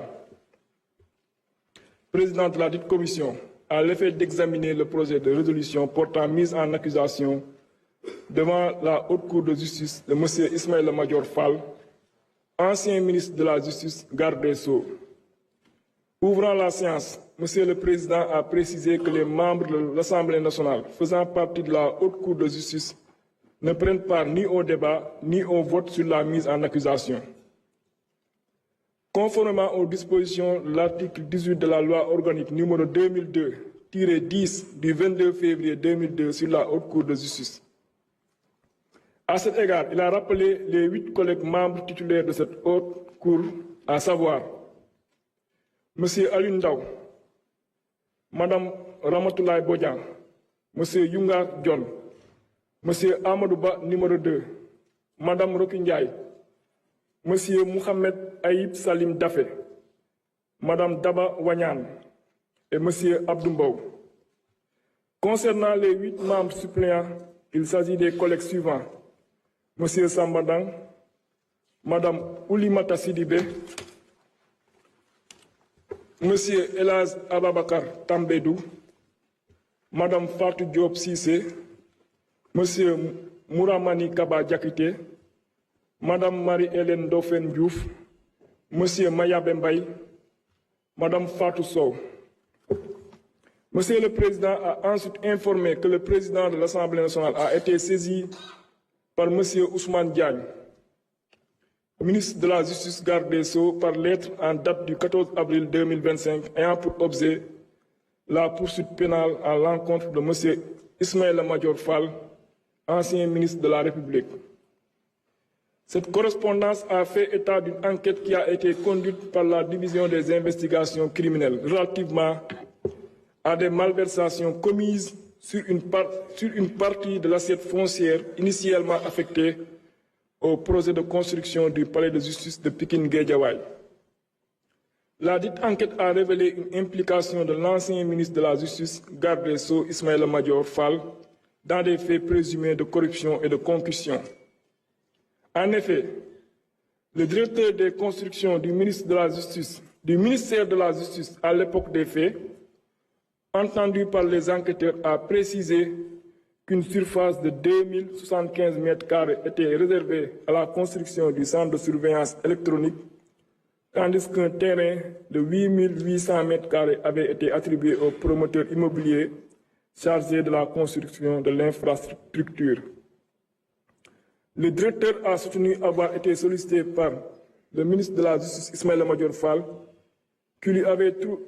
demandé de trouver un promoteur immobilier capable de lui réaliser des projets d'utilité publique sur la partie inoccupée de la surface attribuée au palais de justice Pikine-Guédiawaye. Poursuivant, le directeur affirma que le ministre avait privilégié pour le règlement des prestations offertes par le promoteur immobilier la datation en paiement. Entendu par les enquêteurs, le promoteur immobilier a indiqué avoir été convaincu par le directeur des constructions qui l'a conduit au bureau du ministre où ils ont tenu une réunion tripartite à l'issue de laquelle 2 accords ont été conclus. La construction d'un centre d'accueil pour enfants à Liberté 6, la superficie de 373 m² devrait abriter le bâtiment dont les coûts étaient estimés à 375 millions de francs CFA. En guise de paiement, le promoteur allait recevoir en datation en paiement un terrain d'une superficie de 1000 m² situé dans la même zone.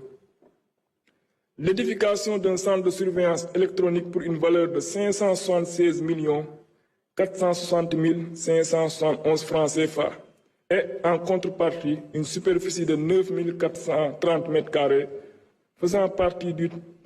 TF 01/GW a été allouée au promoteur à titre de paiement. Le promoteur a, à cet effet, révélé avoir exigé l'établissement du bail en son nom, car le ministre lui avait réclamé la somme de 250 millions de francs CFA pour lui attribuer le marché. Il a ajouté avoir été rappelé quelques jours plus tard par le ministre qui l'invitait à se rapprocher du gouverneur de Dakar et du directeur des domaines d'alors pour l'établissement du document qui lui a été remis en juin 2023. Il a également affirmé que toutes les démarches en vue de l'obtention du bail avait été accompli par le ministre de la Justice et le directeur des constructions. S'expliquant sur le retard accusé dans le démarrage des travaux de construction des 2 bâtiments susmentionnés, le promoteur a évoqué, d'une part, une absence d'autorisation de construire et d'autre part, un désaccord avec le ministre qui, dès la réception d'un acompte de 50 millions de francs CFA, ne cessait de lui mettre la pression pour le versement du reliquat de 200 millions de francs CFA, alors qu'en ce moment, le bail n'avait pas encore été établi. Il a soutenu que le refus de solder le reliquat aurait conduit l'ancien garde des Sceaux à mettre un terme aux accords convenus. Ainsi, selon l'article 101 de la Constitution, le Premier ministre et les autres membres du gouvernement sont pénalement responsables des actes accomplis dans l'exercice de leurs fonctions et qualifiés crimes ou délits au moment où ils ont été commis. Ils sont jugés par la Haute Cour de justice. Par ailleurs, en vertu de l'article 17 de la loi organique numéro 2002-10 du 22 février 2002 sur la Haute Cour de justice, la résolution de l'Assemblée nationale votée dans les conditions prévues à l'article 101 de la Constitution et portant mise en accusation devant la Haute Cour contient les prénoms, les noms et fonctions des accusés,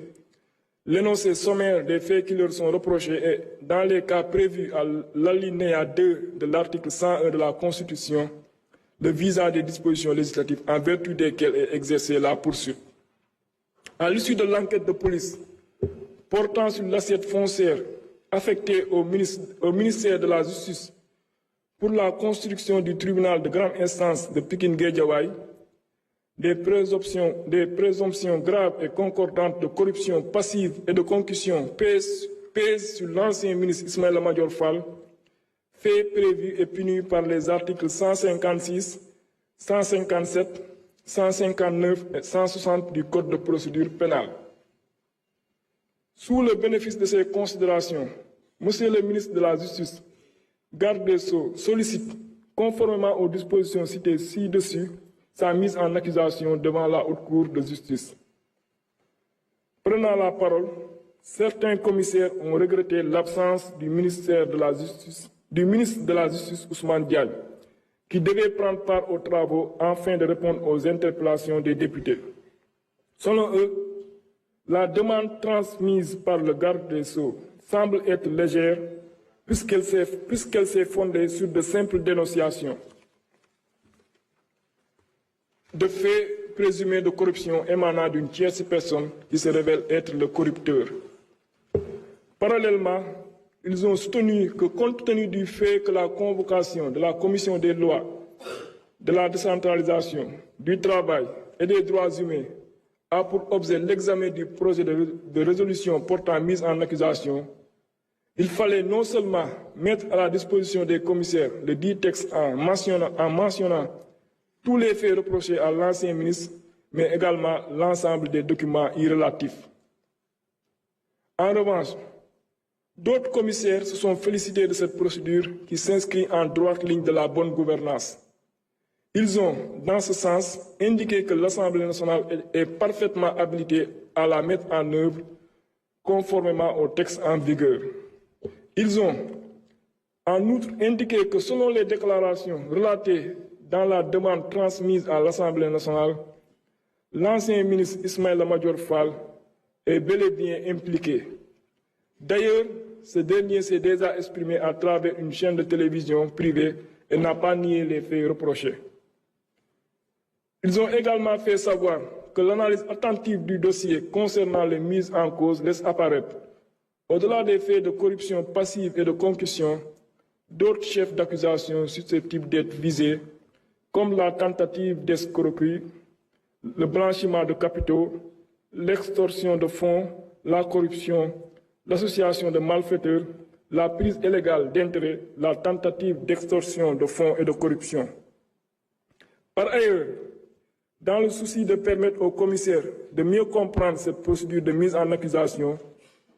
il a été demandé de faire le rappel historique de la Haute Cour de justice.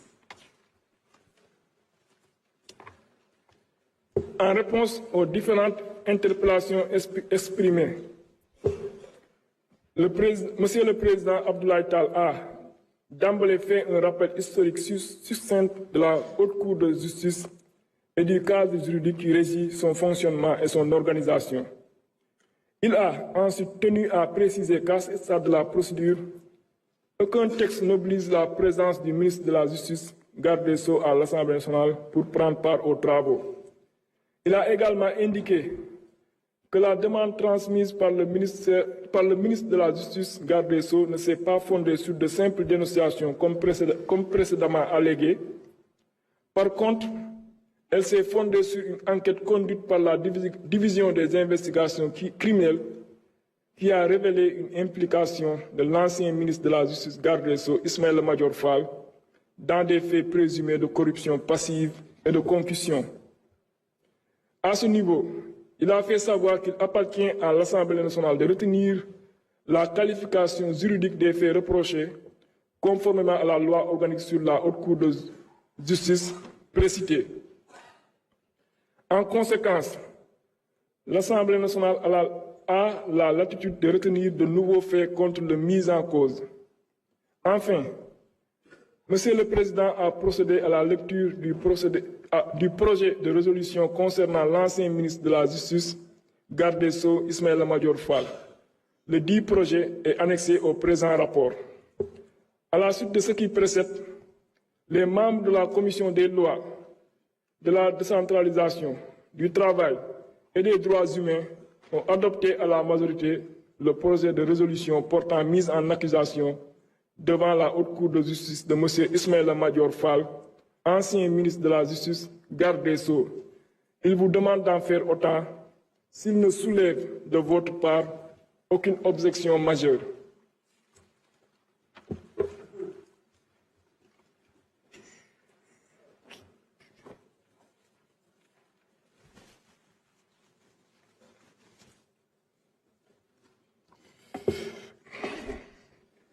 Je m'en vais lire le projet de résolution. Projet de résolution portant mise en accusation devant la Haute Cour de justice de M. Ismaïla Madior Fall, ancien ministre de la Justice, garde des Sceaux. La Commission des lois, de la décentralisation, du travail et des droits humains, après avoir délibéré en sa séance du 2 mai 2025, a adopté à la majorité le projet de résolution dont la teneur suit. Considérant que par lettre numéro 00288 MJ Cap/DC en date du 14 avril 2025, Monsieur le ministre de la Justice, garde des Sceaux, a transmis au président de l'Assemblée nationale une lettre sollicitant la mise en accusation devant la Haute Cour de justice de M. Ismaïla Madior Fall, ancien ministre de la Justice, garde des Sceaux. Considérant que par lettre numéro 3666 en date du 24 septembre 2024, Monsieur le procureur de la République, près du tribunal de grande instance de Pikine-Guédiawaye, a saisi la division des investigations criminelles pour l'ouverture d'une enquête contre Cheikh Gueye, représentant de la société Technologie Consulting Service, TCS, et éventuellement toute personne impliquée relativement à l'accaparement de l'assiette foncière du tribunal de Pikine-Guédiawaye. Des faits, il ressort que suivant décret numéro 2020-1281 du 8 juin 2020,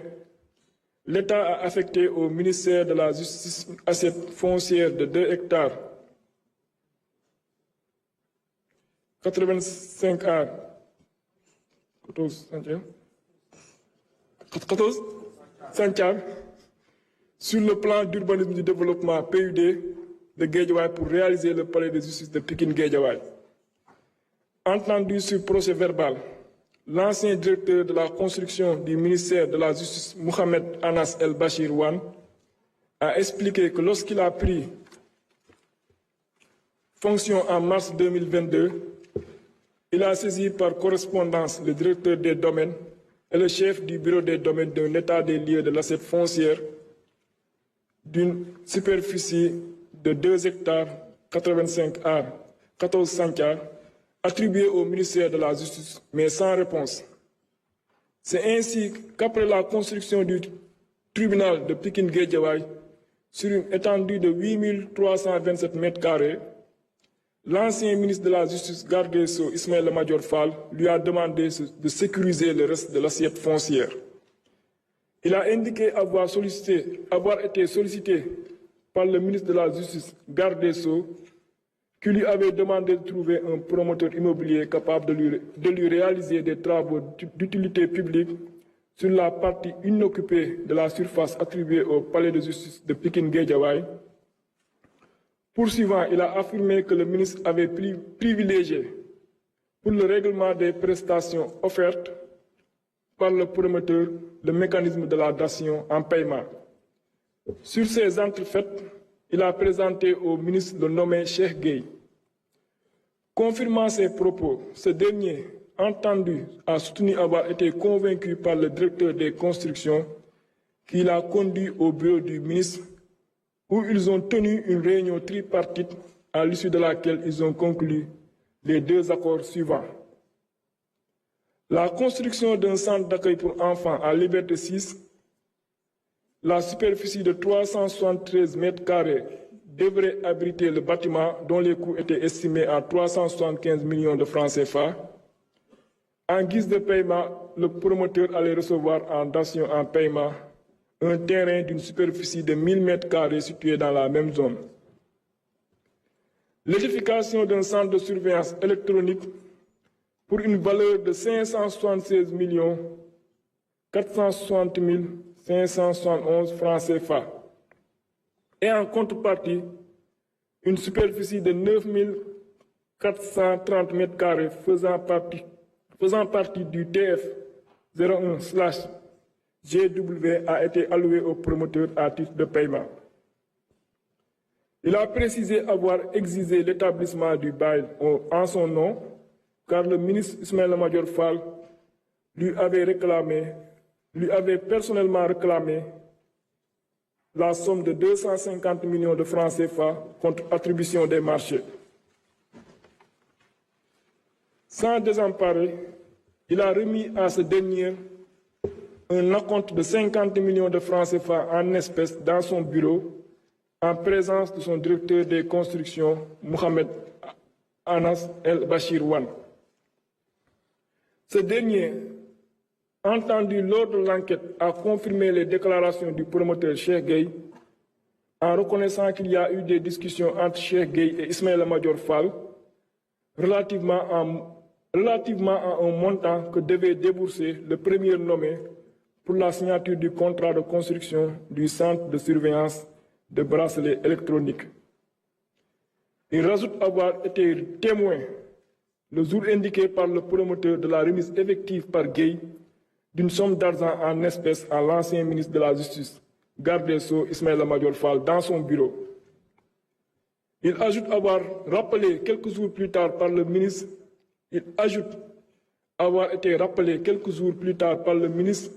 qui l'invitait à se rapprocher du gouverneur de Dakar et de Mamadou Gueye, directeur des domaines, pour l'établissement du document qui lui a été remis en juin 2023. Il a signalé que toutes les démarches en vue de l'obtention du bail ont été accomplies par le ministre de la Justice, garde des Sceaux et le directeur des constructions. Quelque temps après la remise de cette somme, le promoteur Cheikh Gueye a soutenu que le ministre voulait le contraindre à lui remettre les 200 millions de francs CFA restants en espèces, ce qu'il a refusé du fait des lenteurs dans la délivrance du bail. Le ministre lui a alors restitué ses 50 millions de francs CFA tout en lui indiquant qu'il allait annuler le bail. Le directeur des constructions, M. Wan, a confirmé à l'enquête avoir lui-même procédé à la restitution des fonds sur demande du ministre. S'expliquant sur le retard accusé dans le démarrage des travaux de construction des 2 ouvrages susvisés, Cheikh Gueye évoquait d'une part une absence d'autorisation de construire et d'autre part un désaccord avec M. Ismaïla Madior Fall qui, dès la réception de l'acompte de 50 millions de francs CFA,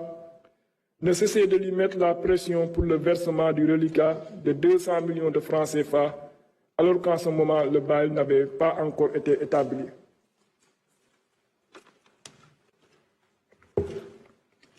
Il a soutenu que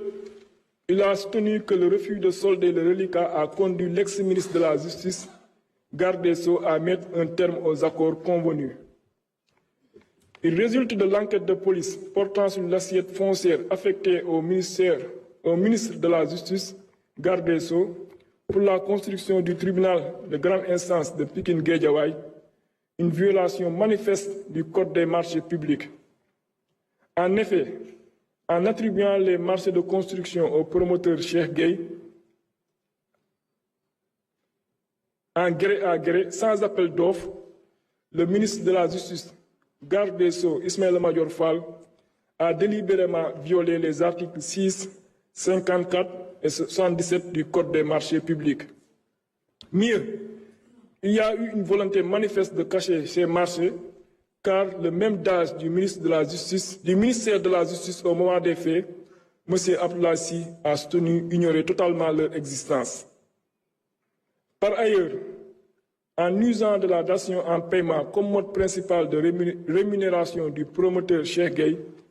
le ministre de la Justice, garde des Sceaux, a délesté le patrimoine foncier du ministère en violation du décret numéro 2020-1281 du 8 juin 2020 portant affectation de l'assiette foncière. En procédant ainsi, le ministre a en outre violé l'article 24 du Code des obligations de l'administration qui définit les principes fondamentaux de l'efficacité de la commande publique, le tout sans préjudice des fautes pénales par lui commises. Considérant que selon l'article 101, alinéa 2 de la Constitution,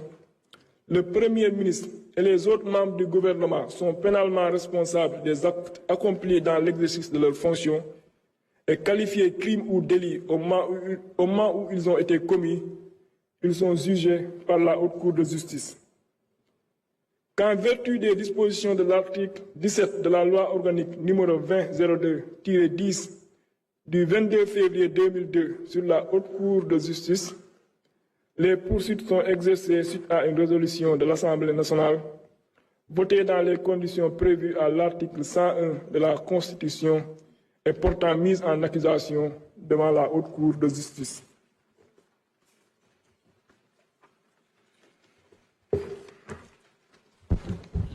Considérant qu'il résulte de ce qui précède un véritable pacte de corruption impliquant le ministre de la Justice, garde des Sceaux, Ismaïla Madior Fall, considérant que les faits ci-dessus révélés laissent apparaître des indices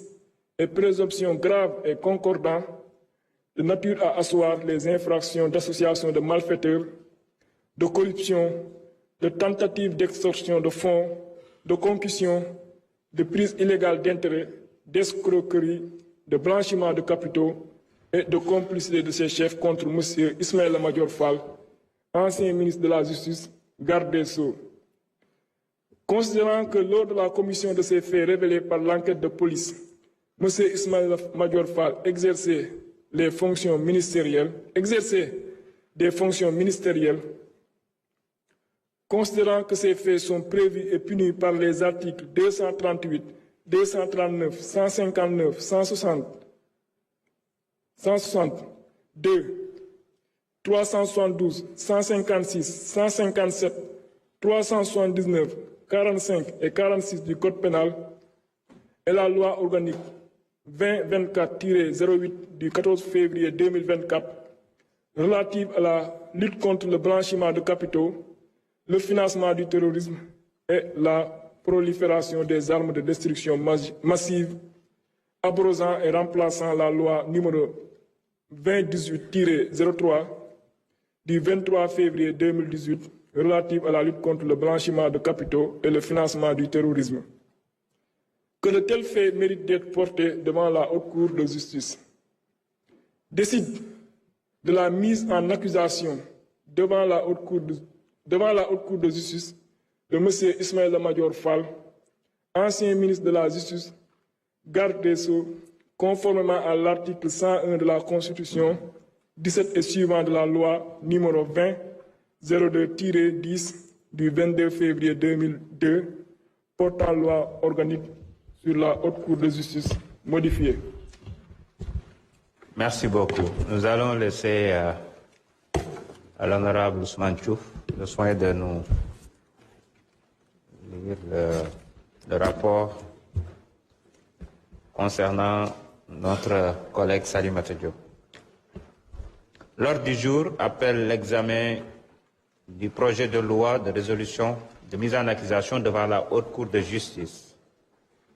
de l'ancienne ministre Salimata Diop. Monsieur Diouf, merci de nous donner lecture. Merci, Monsieur le Président. Monsieur le Président, Monsieur le Ministre, chers collègues, je m'en vais vous lire le présent rapport tel que le Président de l'Assemblée nationale l'a demandé. la Commission des lois, de la décentralisation du travail et des droits humains s'est réunie le vendredi 2 mai 2025 sous la présidence de M. Abdoulaye Tall, président de la dite commission, à l'effet d'examiner le projet de résolution portant mise en accusation devant la Haute Cour de justice de Mme Salimata Diop, ancien ministre de la Femme, de la Famille, du Genre et de la Protection des enfants. Ouvrant la séance, Monsieur le Président a informé que le Président de l'Assemblée nationale a été saisi par M. Ousmane Diagne, ministre de la Justice, garde des Sceaux, par lettre en date du 14 avril 2025 ayant pour objet la poursuite pénale à l'encontre de Mme Salimata Diop, ancien ministre de la République. Cette correspondance a cité le rapport de la Cour des comptes qui a révélé que le ministère de la Femme, de la Famille, du Genre et de la Protection des enfants, MFFGPE, avait reçu une enveloppe de 150 millions de francs CFA au titre du Fonds de riposte et de solidarité à la Covid-19. Ce document a montré que les justificatifs de dépenses d'un montant de 36 147 500 francs supposés avoir été réalisés étaient les mêmes que ceux qui avaient été produits pour les opérations de la Caisse et des secours. Sur ce point, le rapport a aussi indiqué que des aides et secours avaient été versés à des personnes ayant les mêmes prénoms et noms de famille, avec des numéros de carte nationale d'identité similaires et parfois les mêmes adresses pour des montants différents, arrêtés à la somme de 52 223 000 francs CFA. Entendu par les enquêteurs, le DAGE du ministère a soutenu que certains de ces supposés bénéficiaires étaient en réalité des fournisseurs. Il a mentionné qu'une partie de ce montant avait servi au paiement de ces derniers et qu'une autre partie, s'élevant à la somme de 22 367 300 francs CFA, avait été distribuée à titre d'appui financier au profit des agents du département sur décision de l'autorité. Entre guillemets. Il avait toutefois reconnu que ces derniers étaient initialement prévus pour la prise en charge des opérations de retrait des enfants de la rue. En outre, pour les pièces relatives à cette caisse d'avance, dont la sincérité est ainsi mise en cause, la Cour des comptes avait relevé que l'utilisation d'un montant de 4 828 700 francs CFA n'avait pu être justifiée. De plus, le directeur du centre éducation spécialisée d'expression et des loisirs, la trésorière du GIE, Lautau, le directeur administratif et commercial de Dakaractu et la coordonnatrice administrative du SAMU social ont affirmé n'avoir signé chacun qu'une seule décharge et ignoré la provenance des autres pièces qui leur sont attribuées et qui ont été produites par le DAGE. D'autres paiements ont également été effectués au profit de tiers rattachés frauduleusement à des structures ou à des agents à leur insu avec imitation de signature et usage de fausses références de carte nationale d'identité. L'enquête a aussi révélé des prêts octroyés à des tiers non remboursés. Par la suite,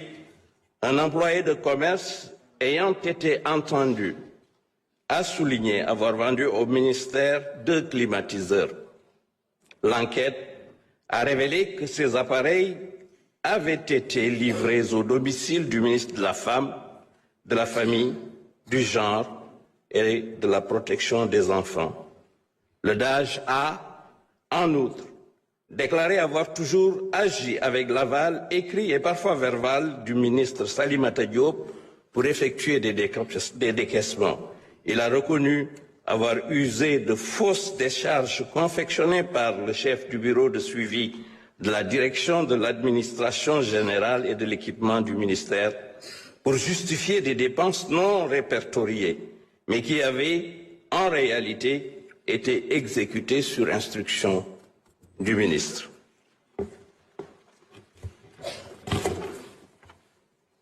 Selon l'article 101, alinéa 2 de la Constitution, je cite, « Le Premier ministre et les autres membres du gouvernement sont pénalement responsables des actes accomplis dans l'exercice de leurs fonctions et qualifiés crimes ou délits au moment où ils ont été commis. Ils sont jugés par la Haute Cour de justice. » Par ailleurs, en vertu de l'article 17 de la loi organique numéro 2002-10 du 22 février 2002 sur la Haute Cour de justice modifiée, la résolution de l'Assemblée nationale votée dans les conditions prévues à l'article 101 de la Constitution et portant mise en accusation devant la Haute Cour contient les prénoms, les noms et fonctions des accusés, l'énoncé sommaire des faits qui leur sont reprochés et, dans les cas prévus à l'alinéa 2 de l'article 101 de la Constitution, le visa des dispositions législatives en vertu desquelles est exercée la poursuite. À l'issue de ces investigations, des présomptions graves et concordantes justifient l'ouverture d'une procédure d'instruction contre Madame Salimata Diop du chef de complicité de détournement de deniers publics d'un montant de 57 062 000 francs CFA, fait prévu par les articles 45-3, 46, 152 du Code pénal et 140 du Code de procédure pénale. En raison de toutes ces considérations, Monsieur le ministre de la Justice, garde des Sceaux, a demandé, conformément aux dispositions citées ci-dessus, sa mise en accusation devant la Haute Cour de justice. Prenant la parole, certains commissaires ont jugé légitime et fondé l'examen du présent projet de résolution portant mise en accusation de l'ancien ministre Salimata Diop, dont les faits susmentionnés militent en faveur de son adoption. Parallèlement, il faut noter que les enquêtes de la division des investigations criminelles ont révélé que le DAGE du ministère a déclaré avoir agi sur instruction de son ancien ministre de tutelle, en l'occurrence Madame Salimata Diop, pour effectuer des décaissements frauduleux. Sur ce, ils ont indiqué que, compte tenu de sa qualité d'ordonnateur des crédits, Madame Salimata Diop doit répondre à la justice afin d'apporter la lumière sur les présomptions graves de complicité de détournement de deniers publics d'un montant de 57 062 000 francs CFA qui pèsent sur sa personne. Enfin, Monsieur le Président a procédé à la lecture du projet de résolution concernant l'ancien ministre Salimata Diop. Le dit projet est annexé au présent rapport. Au regard de ce qui précède, les membres de la Commission des lois, de la décentralisation, du travail et des droits humains ont adopté à la majorité le projet de résolution portant mise en accusation devant la Haute Cour de justice de Madame Salimata Diop, ancien ministre de la Femme, de la Famille, du Genre et de la Protection des enfants. Il vous demande d'en faire autant s'il ne soulève de votre part aucune objection.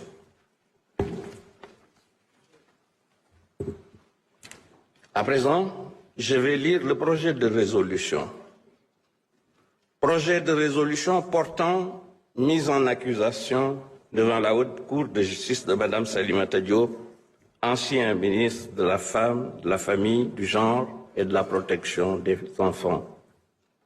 La Commission des lois, de la décentralisation, du travail et des droits humains, après avoir délibéré en sa séance du 2 mai 2025, a adopté à la majorité le projet de résolution dont la teneur suit.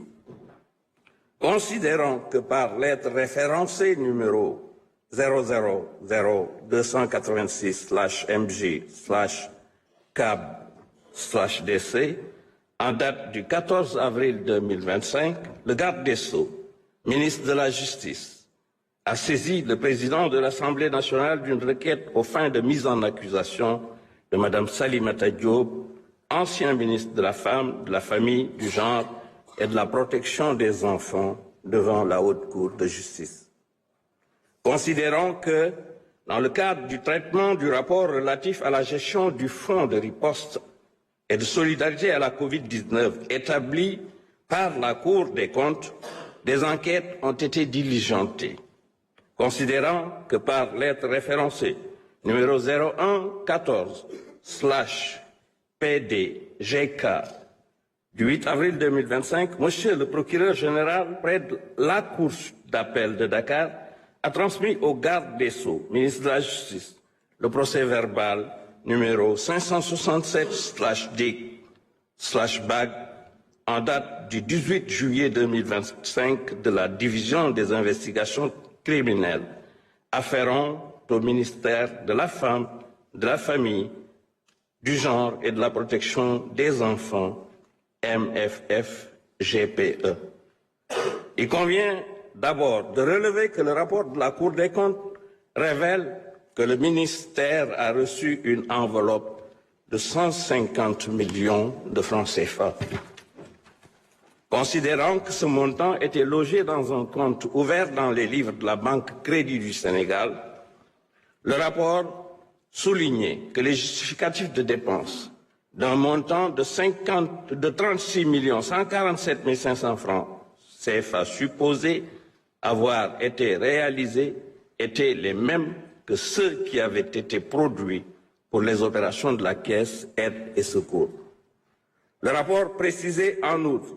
que des aides et secours avaient été versés à des personnes ayant les mêmes prénoms et noms de famille avec des numéros de carte nationale d'identité similaires et parfois les mêmes adresses pour des montants différents évalués au total à la somme de 52 223 300 francs CFA. Entendu par les éléments enquêteurs, le DAGE a soutenu que certains de ces supposés bénéficiaires étaient en réalité des fournisseurs. Il a indiqué qu'une partie de ce montant avait servi au paiement de ces derniers et qu'une autre, s'élevant à la somme de 22 367 300 francs CFA, avait été distribuée à titre d'appui financier au profit des agents du ministère sur décision de l'autorité, entre guillemets. Il reconnaissait que ces dépenses étaient initialement prévues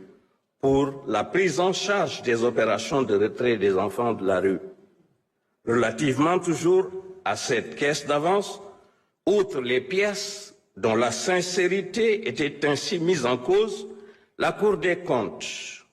avait relevé que l'utilisation d'un montant de 4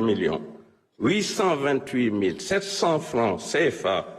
n'avait pu être justifiée. En conclusion, la Cour a retenu que le DAGE s'est retrouvé dans l'incapacité de produire des pièces justificatives des défenses effectuées par le ministère de la Femme, de la Famille, du Genre et de la Protection des enfants pour ce montant de 52 233 300 francs CFA. Considérant que les bénéficiaires de ces dépenses ont été à leur tour entendus, c'est ainsi que les nommés Oumar Souleymane Thiaw, directeur du Centre éducation spécialisée d'expression et des loisirs, Khadi Sissé, trésorière du GIE Lautau, Ndei Ngoy Lo, assistante sociale à la retraite, Chérif Yao, directeur administratif et commercial de Dakaractu, Thierno Amadou Sy, journaliste, et Béatrice Mariem Mendy, coordonnatrice administrative du SUMA ou du SAMU social, ont affirmé n'avoir signé chacun qu'une seule décharge et ignoré la provenance des autres pièces qui leur sont prêtées et qui ont été produites par le DAGE. Aussi, les enquêteurs ont relevé le paiement de primes aux agents du ministère sur les fonds Covid-19 ou de la caisse d'avance aide et secours. Ici ajoutent d'autres paiements effectués au profit de tiers rattachés frauduleusement à des structures ou à des agents, à leur insu et avec imitation de signature et usage de fausses références de cartes nationales d'identité et enfin des prêts octroyés à des tiers et non remboursés. Considérant que sous un autre rapport, le nommé Oumar K, employé de commerce, entendu a souligné avoir vendu 2 climatiseurs. Considérons que l'enquête a révélé que ce matériel a été livré au domicile de Madame le ministre Salimata Diop, considérant qu'au total, le DAGE Djibi Diakhaté a déclaré avoir toujours agi avec l'aval écrit et parfois verbal du ministre Salimata Diop pour effectuer les décaissements et a indiqué qu'une grande partie de ces dépenses étaient relatives aux opérations de retrait des enfants de la rue et leur prise en charge par des partenaires. Il reconnaissait avoir usé de fausses décharges confectionnées par un nommé Ndongo Mbaye, chef du bureau de suivi, pour justifier des dépenses non répertoriées, mais qui avaient en réalité été exécutées sur instruction du ministre Salimata Diop. Considérant que selon l'article 101, alinéa 2 de la Constitution, le Premier ministre et les autres membres du gouvernement sont pénalement responsables des actes accomplis dans l'exercice de leurs fonctions et qualifiés crimes ou délits au moment où ils ont été commis, ils sont jugés par la Haute Cour de justice. Qu'en vertu des dispositions de l'article 17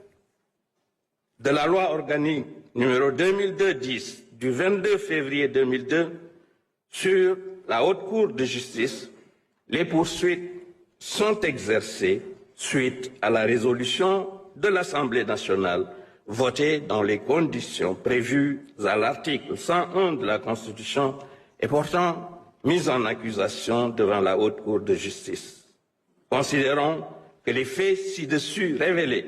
laissent apparaître des présomptions graves et concordantes d'associations de malfaiteurs, de faux et d'usage de faux en écriture privée, de commerce ou de banque, de détournement de deniers publics, d'escroquerie portant sur des deniers publics et de complicité de ses chefs contre Madame Salimata Diop, ancien ministre de la Femme, de la Famille, du Genre et de la Protection des enfants, considérant que lors de la commission de ces faits relatés dans le rapport de la Cour des comptes, Salimata Diop exerçait des fonctions ministérielles. Considérant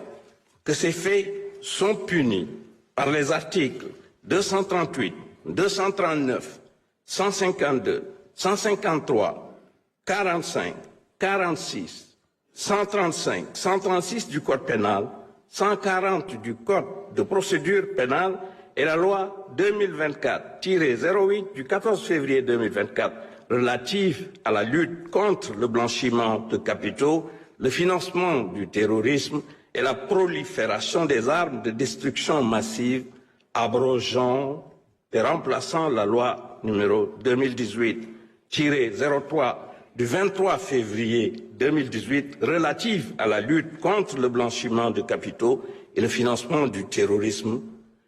que de tels faits méritent d'être portés devant la Haute Cour de justice. Décide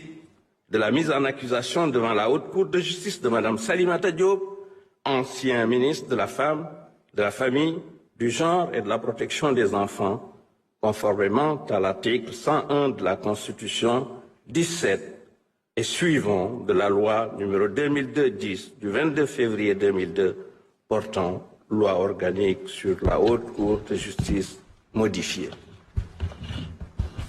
Je vous remercie, chers collègues.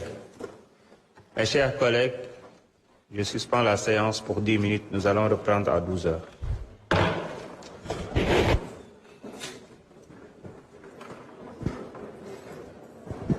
Voilà, donc il y a une suspension de séance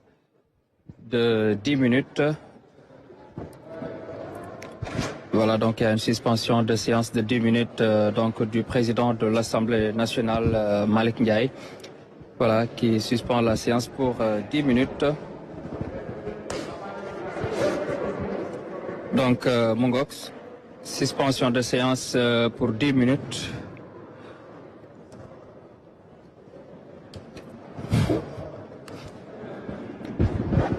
Voilà. Voilà, mesdames et messieurs, donc il y a une suspension de séance de 10 minutes ici à l'Assemblée nationale. Vous avez entendu donc les deux rapporteurs, Ansoumana Sarr et Ousmane Diouf, qui ont lu les différents rapports. Je le disais donc juste avant le démarrage donc de cette séance plénière. Donc Ousmane Diouf qui a lu, Ansoumana Sarr plutôt, donc qui a lu 3 rapports. Ensuite les 2 rapports qui sont lus par Ousmane Diouf, donc voilà, qui se sont partagés les tâches. En ce qui concerne donc les 5 ministères qui font l'objet de résolution ici pour donc la Haute Cour de justice, les rapporteurs sont revenus sur l'exposé des motifs et notamment sur les préjudices et notamment les différents montants qui sont mis en cause dans ces préjudices qui sont notés dans ces différents rapports. Et c'est à l'issue de cela que le président de l'Assemblée nationale, M. Malick Ndiaye, a demandé une suspension de séance de 10 minutes pour revenir ici donc et continuer le travail. Donc on le rappelle avec les 5 ministres qui sont ministères plutôt qui sont cités ce matin à la suite donc du rapport de la Cour des comptes et notamment sur le rapport également sur le fonds Force Covid-19 contre les effets néfastes de riposte de la Covid-19. Donc ce sont ces différents rapports notamment qui sont revenus sur la gestion de ces 5 ministres dans un premier temps, puisque le procureur général Mbacké Fall avait parlé donc de 10 ministères. Et dans un premier temps, 5 ministères donc feront face à la Haute Cour de justice pour revenir notamment sur ces rapports donc de la Cour des comptes et le travail qui est fait par le pôle judiciaire financier et le parquet général pour apporter en tout cas toute la lumière sur ces différents dossiers que l'Assemblée nationale est en train d'étudier ce matin ici avec, vous l'avez vu il y a juste quelques instants, donc avec les rapporteurs qui sont revenus sur ces 5 rapports qui concerne ces 5 ministres. kon mbokk yi ñu ngi ci phase de suspension de séance ginnaaw bi nga xamee ne rapporteurs yi ku ci mel ne Ansoumana Sarr njëkk a jël kàddu lire ñetti rapports yu njëkk yi ki tamit naataangoom nekk ci commission des lois de la décentralisation du travail et des droits humains nga xam ne maître Tall moom moo ko jiite nag lire yeneen rapports yi ci topp dellu si na xam ngeen ne rapports yi mooy firnde maanaam liggéey bi nga xam ne def nañ ko muy wane rek lépp loo xam ne saytu nañ ko jëm ci mbir yi nga xam ne moom la ñu toppee ñooñu fi nekkoon jëwriñ ci nguur gee ñu génn bu ko defee nag bu rapporteur yi pare après nag ñu war a jàll ci liggéey bi nag ak ci séance plénière bi loolu nag lañ nekk di def ni dans un premier temps daanaka li ci des bareetul. Donc kii nga xam ne moom moo di Ousmane Diouf rapport lire na sànq rapport ñeenteelu rapport bi je pense mu des beneen rapport boo xam ne war nañ koo lire buñ ci noppee nag ñu daal di rek jublu si liggéey bi. Voilà donc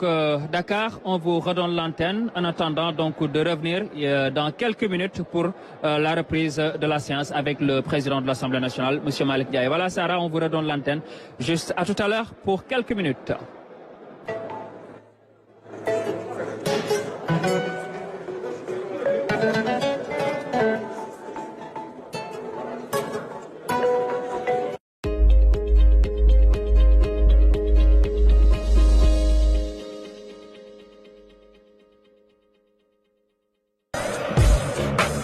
Quart de finale de Coupe du Monde de beach soccer, les Lions du Sénégal affrontent l'Italie. ce jeudi à partir de 15h.